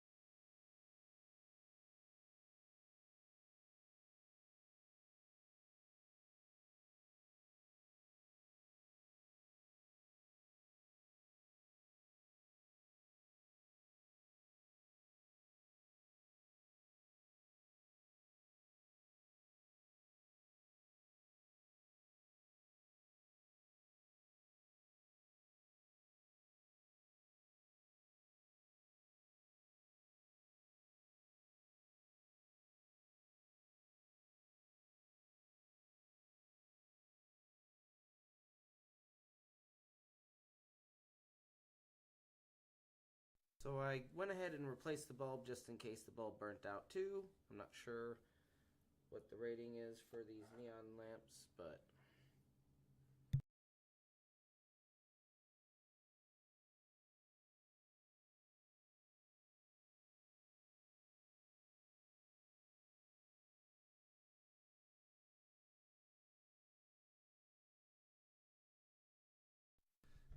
so it appears maybe the transistor wasn't the one that burnt out. It might have been the potentiometer. So I'm going to swap that out as well.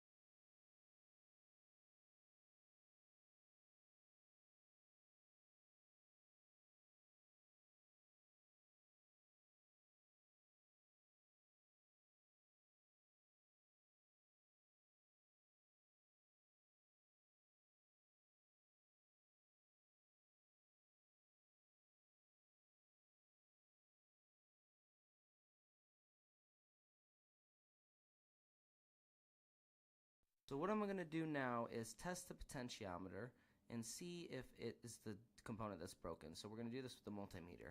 And we're going to put the multimeter on ohms mode.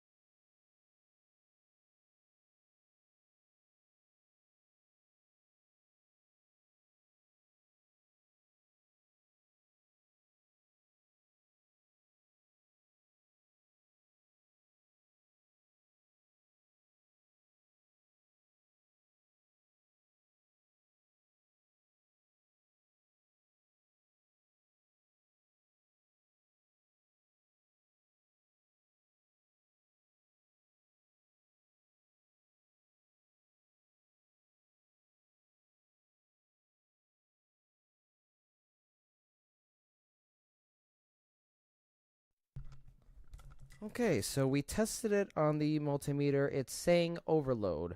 This indicates to me that it is busted. We're going to go grab the backup potentiometer, test it on the multimeter ohms mode, and we're going to compare it. And if it's okay, we'll swap it out. But I'll have to solder some new leads onto it, so it might take a few minutes, guys.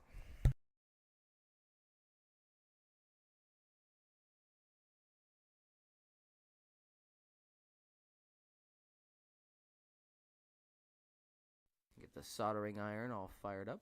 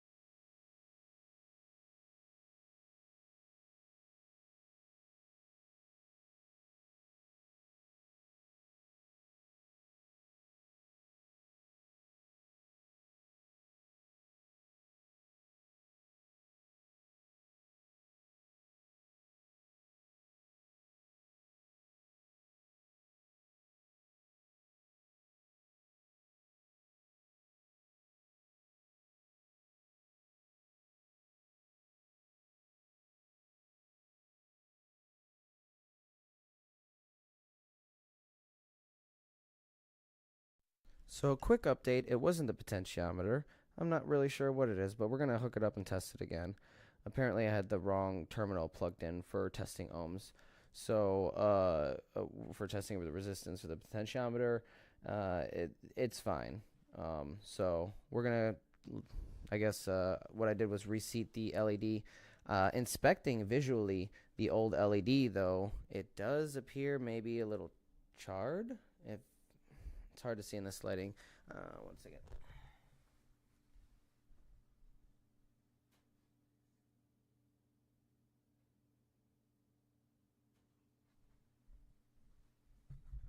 Yeah, it does look a little bit charred. I don't know if you guys can make that out on camera, but I think we burned out the lamp. So I think that's what happened. And it might have burnt out our transistor as well. So we have the new transistor in here. Let's see.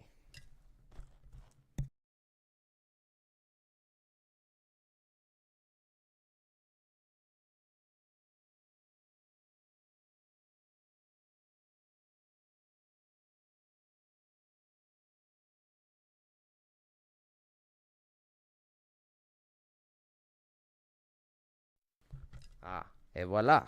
It works.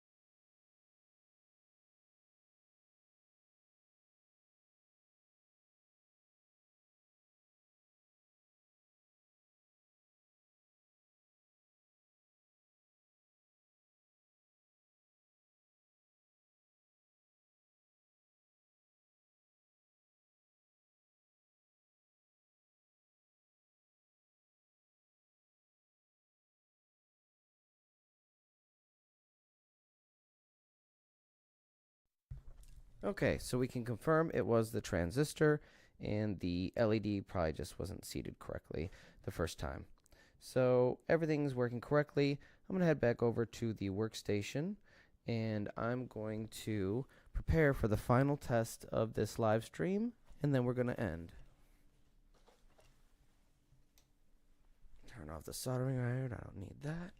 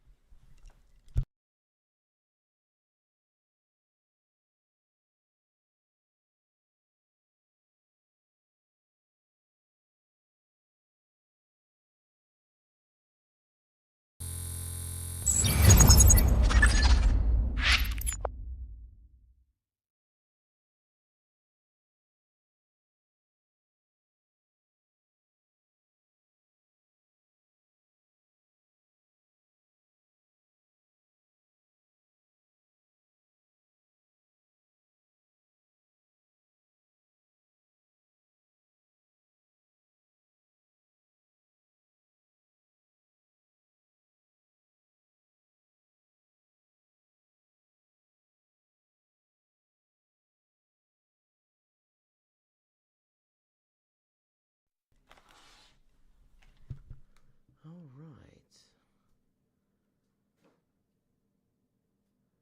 V Sears, good night. God bless. Thanks for sharing your views. Yes, thank you. Good night. Very awesome of you guys to stop by. Give me 1 second, and I'll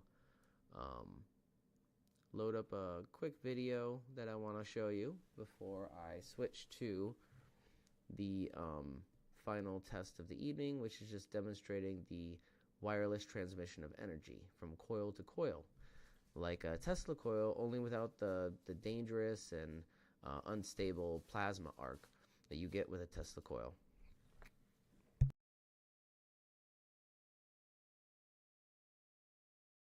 Again, these coils are extensions of Tesla's work. If Tesla was alive today, you would, I would assume that he would be utilizing toroidal-shaped electromagnetic coils.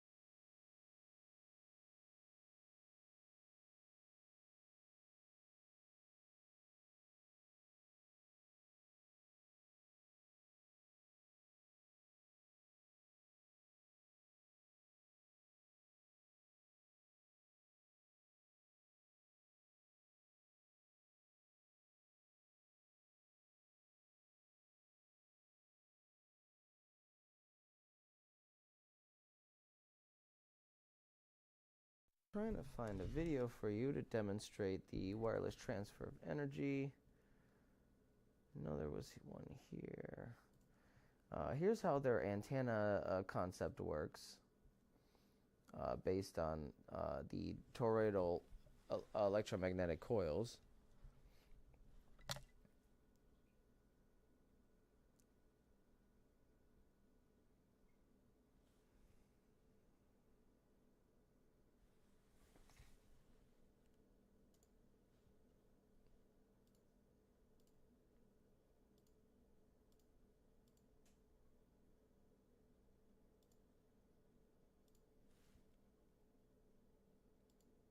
Ooh, that's the video. Sorry, we're having trouble playing this video.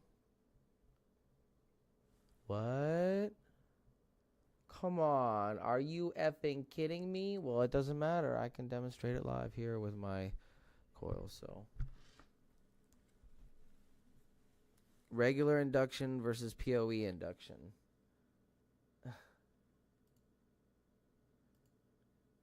Wow.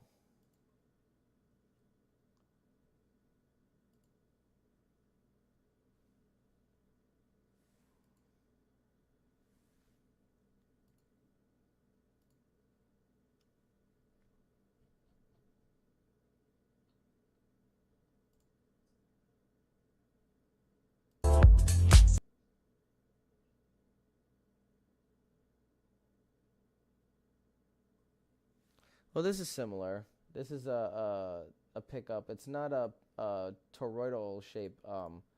It's not a rodin coil pickup. It's just a regular pickup coil, and he sits it on top. But it's the same idea. Only the field that I'm about to show you extends a little bit further outside of the donut.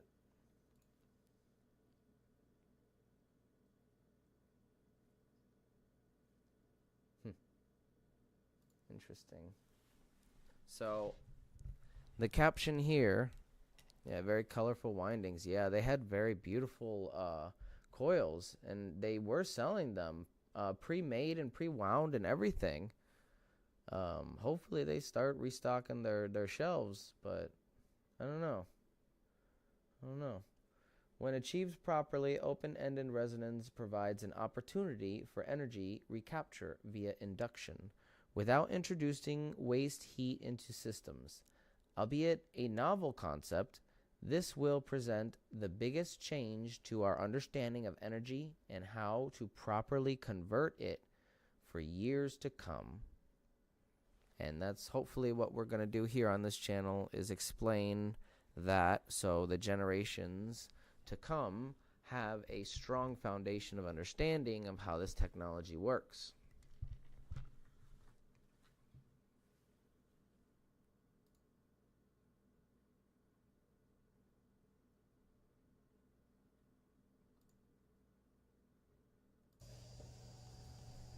Look at this. It says, tonight we're spinning up a 6-pole magnet rotor using a PoE Vortex Coil Advanced 3.0.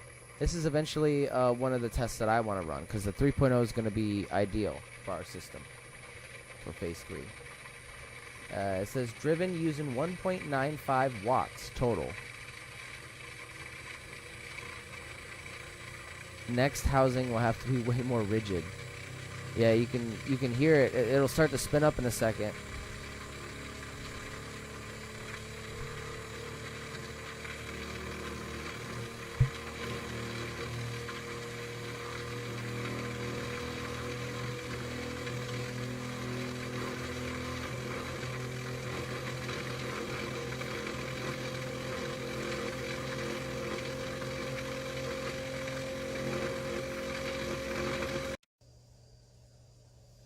Pretty cool, huh?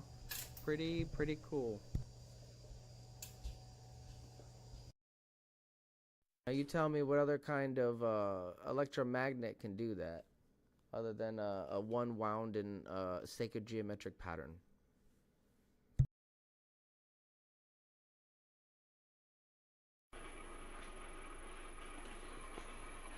Look at that big one in the background. There's a huge one.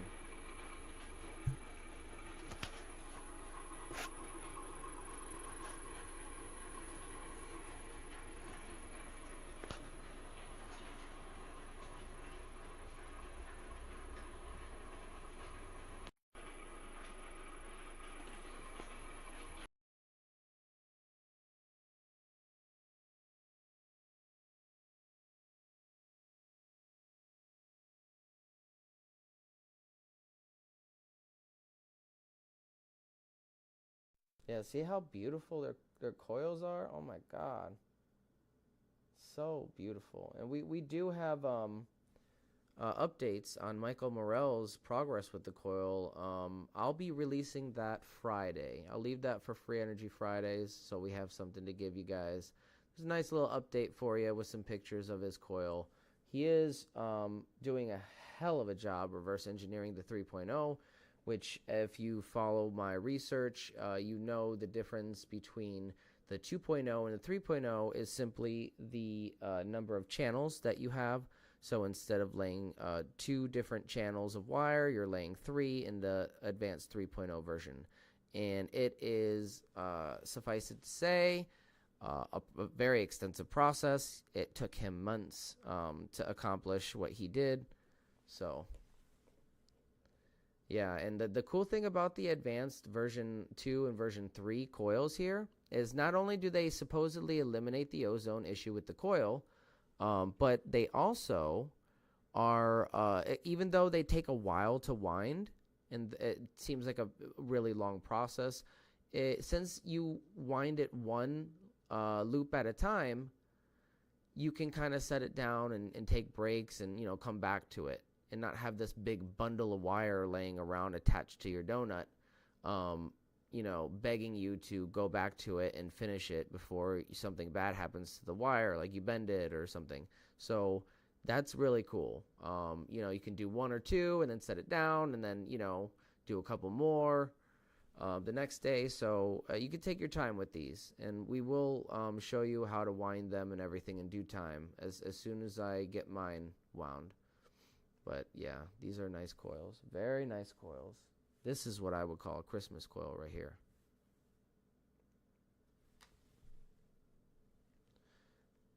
Yeah, no worries on the video. I'm just happy we have this technology available and the fine fellows in the community. Yes, we have some amazing people on our team that are open sourcing a lot of awesome stuff. Is that a pro or a con? Yeah, I will. Even though the video didn't load for us, I am going to demonstrate the wireless transmission of energy from coil to coil in a second here. So give me a few minutes and I'm going to go back to the lab before we end the stream and show you how you can transfer energy wirelessly like a Tesla coil without touching the coils, by the way, in the air around it. And you'll see in a minute. It's pretty cool.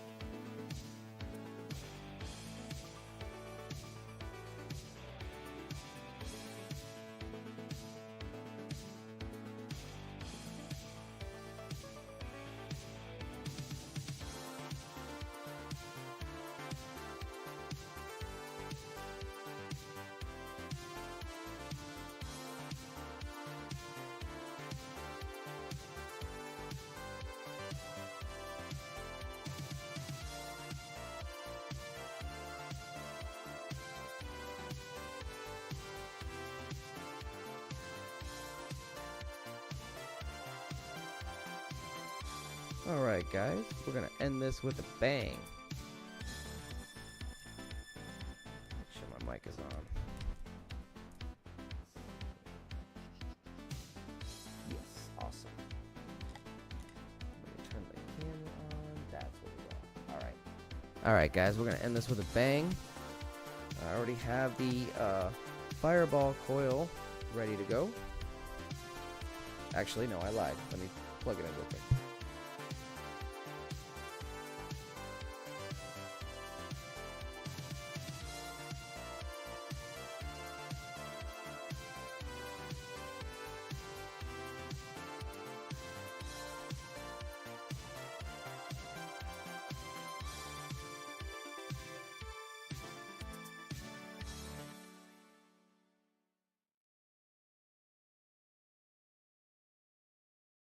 Alright, so I'm just alligator clipping a small white LED to the fireball coil, the orange coil you'll see in a minute. And then we're going to use that as a pickup for the primary driving coil when it's in resonance.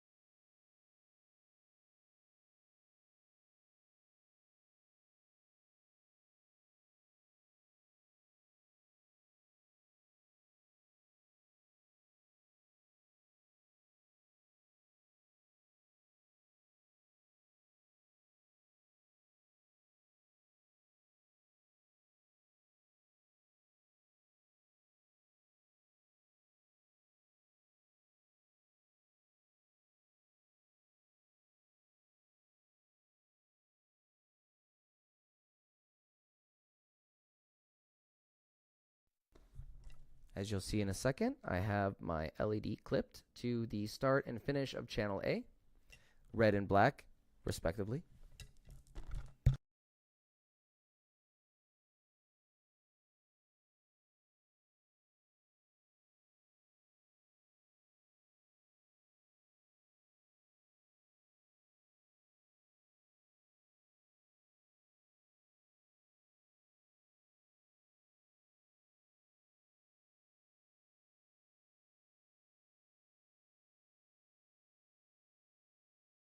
As you'll notice, right away, it lights up pretty bright, sitting on top.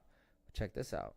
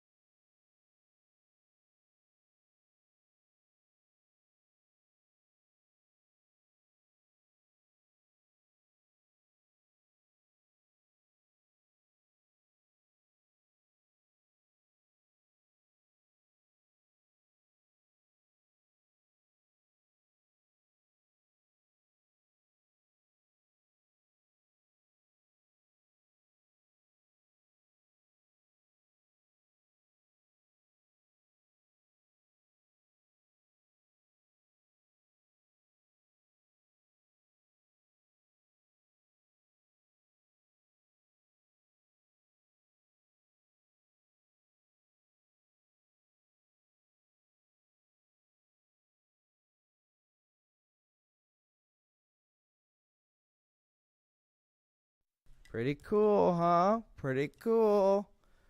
Pretty cool. I don't know, guys. That's pretty cool to me. I love it.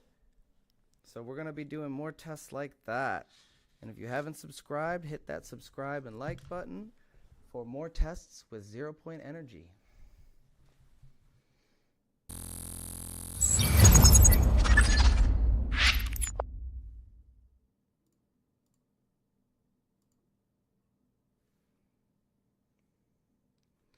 Alright guys, I'm going to end the stream. I really appreciate you for stopping by and checking out this amazing live stream full of cool experiments that I'm doing with the rodin coil.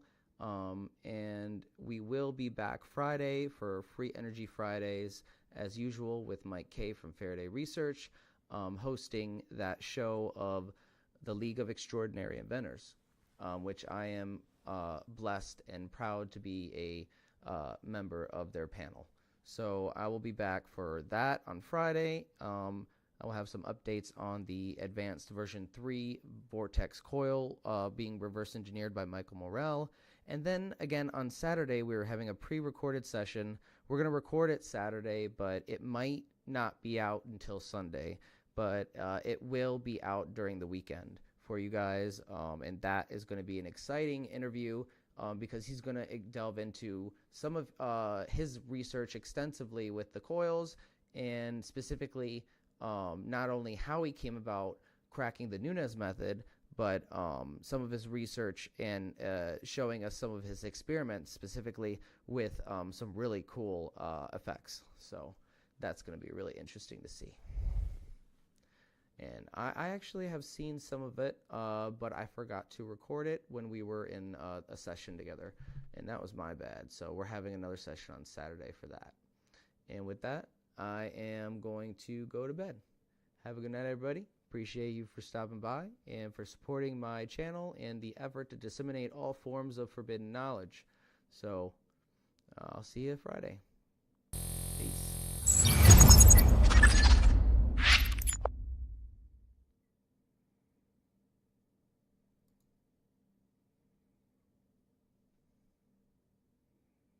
Please consider subscribing and hitting the like button on my videos.